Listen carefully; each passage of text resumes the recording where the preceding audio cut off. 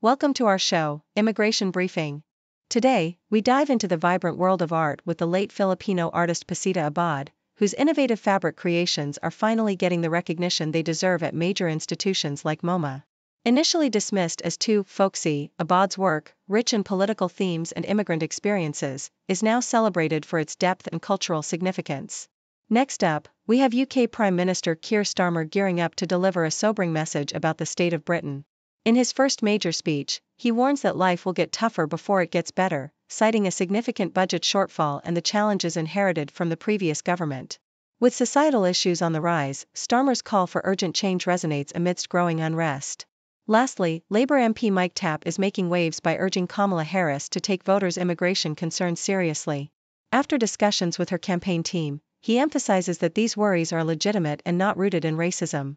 As the UK government takes steps to enhance border security, Tapp stresses the importance of addressing the working class's fears and moving away from ineffective immigration strategies. Please stay tuned for more detailed coverage. South China Morning Post reports on the remarkable legacy of Pacita Abad, a late Filipino artist who fled the Marcos regime in the Philippines and became a pioneering figure in fabric art. Abad, who created around 5,000 artworks before her death in 2004, is now experiencing a resurgence in recognition, with retrospectives at major art institutions like MoMA PS1. Her unique approach involved integrating various materials into her work, such as buttons, mirrors, and seashells, alongside her use of trapunto quilting techniques. One of her most striking pieces, a 16-foot trapunto work, critiques the corruption of the Marcos regime, illustrating Abad's deep commitment to addressing political themes and the immigrant experience through her art. Her life, marked by a dramatic escape from political violence, shaped her desire to reach a broad audience and highlight societal issues. South China Morning Post also covers Prime Minister Keir Starmer's impending speech, where he will candidly address the challenges facing Britain post-election. Starmer plans to inform the public that the situation will worsen before it improves, a necessary honesty in light of the economic and societal difficulties inherited from the previous Conservative government. He will emphasize the need for difficult decisions regarding taxes and spending, as the Labour Party grapples with a £22 billion budget deficit. The Prime Minister is expected to link current societal unrest, including recent riots, to the failures of the past 14 years under Conservative rule, asserting that the Labour government must take decisive action to mend the fractures within society. Telegraph features Labour MP Mike Tapp's call to Vice President Kamala Harris to acknowledge the valid concerns surrounding immigration voiced by constituents in the UK. During his visit to the US, Tapp stressed the importance of listening to the working-class electorate and addressing their worries without dismissive rhetoric. He highlighted that the UK government is actively working on improving border security and has made significant strides in recruiting officers and conducting deportation flights. Tapp urged patience from the public, noting that while progress is being made, substantial changes in immigration policy take time and require a comprehensive strategy to dismantle smuggling networks and restore public confidence.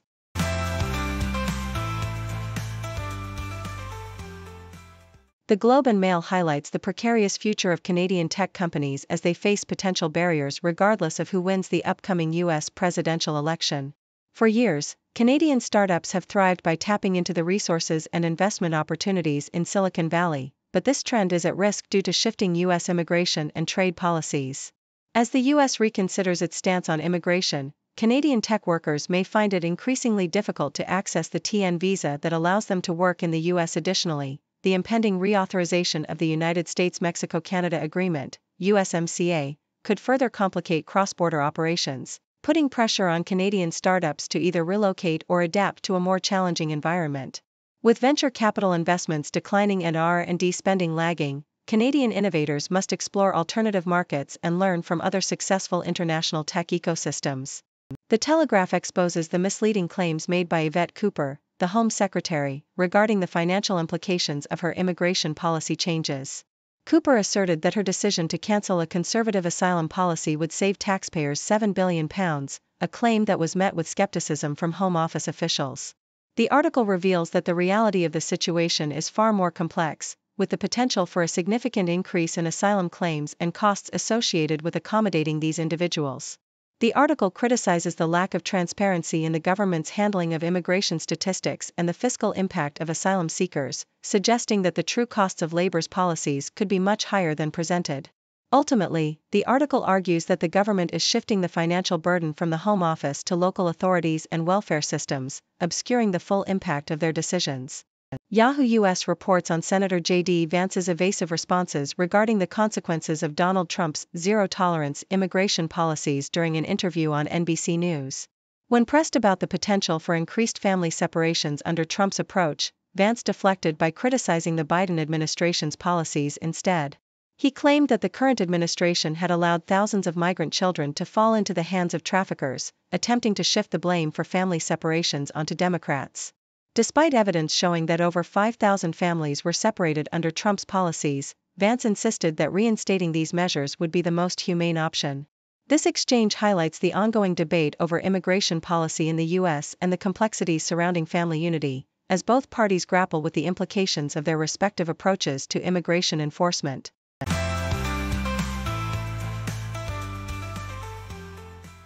The Independent reports that Lily Allen has publicly defended her decision to return her puppy, Mary, to an adoption shelter after facing backlash for the move. The pop star described a frustrating experience on her podcast, where she explained that Mary had eaten her and her children's passports, leading to significant travel complications.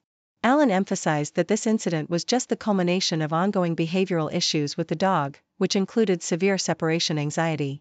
The singer expressed her dismay at the media's portrayal of her story, claiming it was deliberately distorted, resulting in a barrage of negative messages, including death threats. She asserted that her family's journey with Mary was filled with love and effort, and the decision to rehome her was made with the dog's welfare in mind. South China Morning Post highlights the controversy surrounding Hong Kong's sex education curriculum, which has drawn criticism for suggesting that students play badminton to manage sexual urges. Chief Executive John Lee and Education Secretary Christine Choi defended the curriculum, arguing that it aims to instill self-discipline and responsibility in young people. However, critics have labeled the advice as unrealistic and out of touch, suggesting that it reinforces victim blaming and neglects essential discussions about consent and understanding sexual desires. The government insists that the curriculum is designed to help students make informed decisions, but experts argue that it should focus more on navigating and understanding their feelings rather than merely controlling them. Associated Press covers the poignant gathering of Rohingya refugees in Bangladesh as they marked the 7th anniversary of their exodus from Myanmar, which they commemorated as Rohingya Genocide Day. Tens of thousands of refugees gathered at the Kutupalong camp, holding banners that expressed their longing for safe return to their homeland.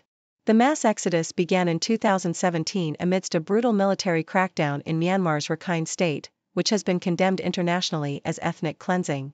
Despite previous attempts by Bangladesh to repatriate the refugees, the ongoing violence in Myanmar, particularly due to clashes involving the Arakan army, has exacerbated the situation, leaving many Rohingya still in peril and calling for urgent international intervention to ensure their safety and rights.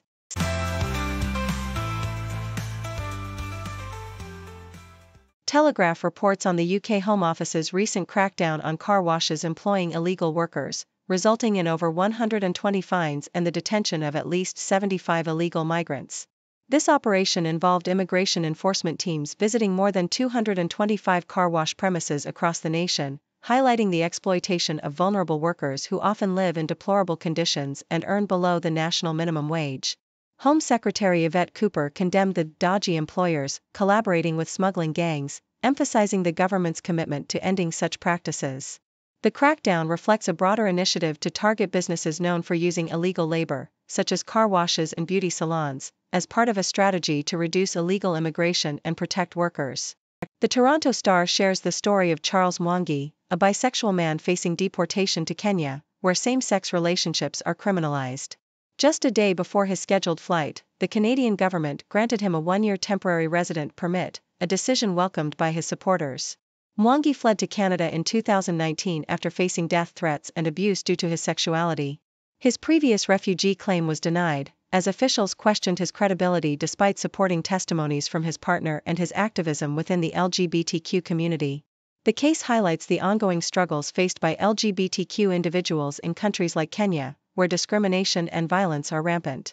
Telegraph also discusses the pressing need for the Conservative Party to take decisive action on immigration policy.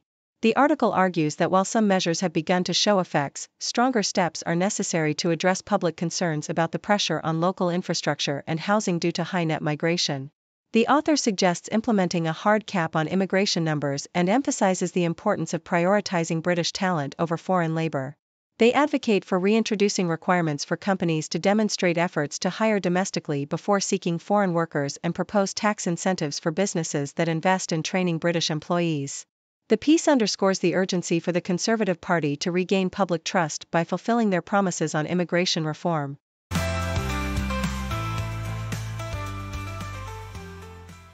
BBC reports that a senior police officer expressed gratitude towards the community for their assistance in holding accountable those involved in a violent riot outside a Rotherham hotel on August 4.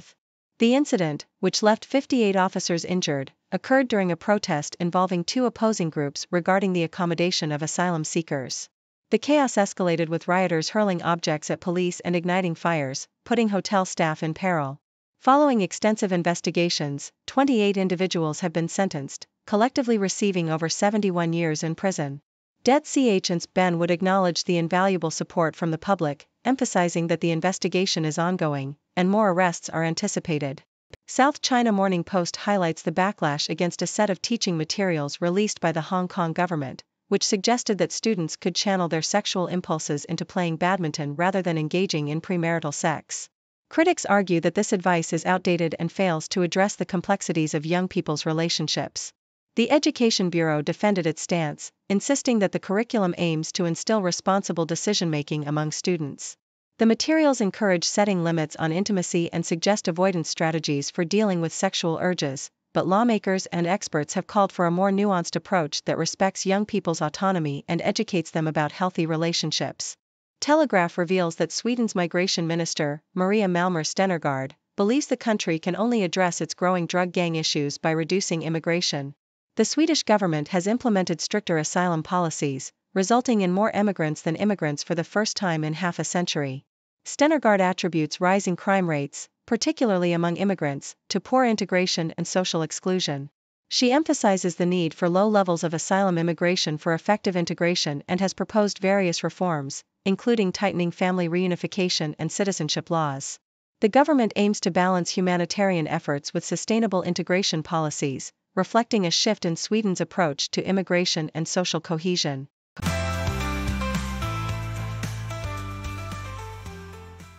Thank you for tuning in. The content above showcases the latest briefing reports and analytical synopses, thoughtfully curated by the 6Do team. These insights stem from a wide array of reputable media outlets, think tanks, government sources, and specialized experts worldwide. We encourage you to explore these sources for a comprehensive perspective. Keep in mind that while the content may not always align with the official standpoint of 6Do Brief, it's not meant to be taken as absolute directives for decision-making. Comprising seasoned media professionals, learned scholars, and accomplished scientists, the 6Do team embodies a trailblazing, fully independent media entity. To customize 6Do Brief to meet your professional needs, you have the option to subscribe to a diverse array of briefings on our website, 6dobrief.com. Regardless of your location, you can conveniently receive 6Do Brief via email. Scrolling through the headlines, another crazy day.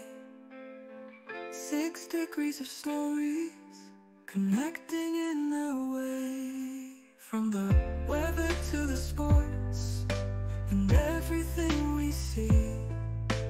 People making news on TV screens for free. 6 degree world, where the news comes in a whirl. Every story ties together like a ribbon in a twirl. Sit back and watch it all, big and small they call. From city lights to countryside, we're connected after all.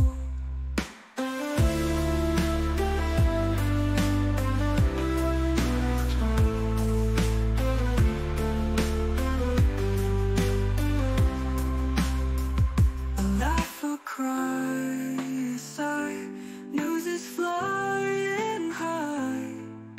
From city lights to countryside, we're connected after all.